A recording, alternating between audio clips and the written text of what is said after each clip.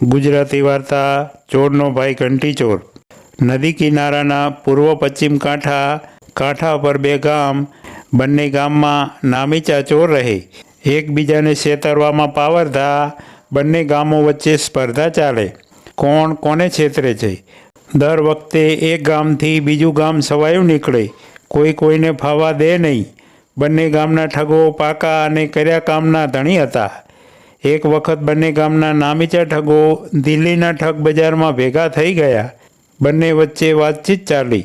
પહેલા ઠગે સોનાનું બિસ્કિટ બતાવી કહ્યું, હું હોંગકોંગથી બિસ્કિટ લાવી વેપાર કરું છું અને સોનાના બિસ્કિટનો જથ્થાબંધ ધંધો કરું છું। આ બિસ્કિટની તપાસ કરાવી લો, હું તમને વધુ માલ આપવા માગું છું।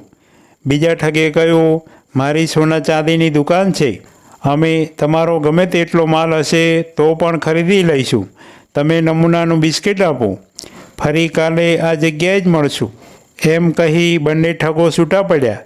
પહેલા ઠગે નમૂનામાં અસલ બિસ્કિટ આપ્યું, તે લઈ ઠગે ઘેર જઈ તેના જ જેવું ઢોળવાળું બનાવટી બિસ્કિટ બનાવી બીજા દિવસે કહેલી જગ્યાએ આવી પહેલાં ઠગને બિસ્કિટ પરત કરતાં કહ્યું, તમારો માલ તો 100% ટચ છે, પણ અમારી કંપનીમાં બિસ્કિટ નહીં ચાલે, તમે લગડીઓ લાવજો, અમે ખરીદી લઈશું।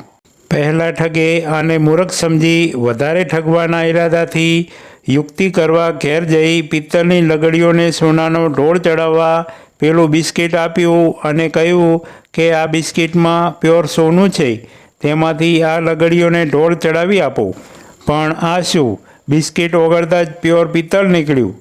પહેલા ઠગને ખાતરી થઈ કે પોતે જ છેતરાયો છે, પોતે ચોર હોવા છતાં પોતાનાથી હોશિયાર ચોર પાસે ઠગાયો છે। ચોરને ખાતરી થઈ કે મને કોઈ ચોરનો ભાઈ ઘંટી ચોર મળ્યો છે। આમ ચોરથી ચોર છેતરાય ત્યારે ચોરના ભાઈ ઘંટી ચોર કહેવત કહેવાય છે। મિત્રો, આવી દરરોજ નવી વાર્તા સાંભળવા માટે સબસ્ક્રાઈબ કરો મારી ચેનલને। ધન્યવાદ।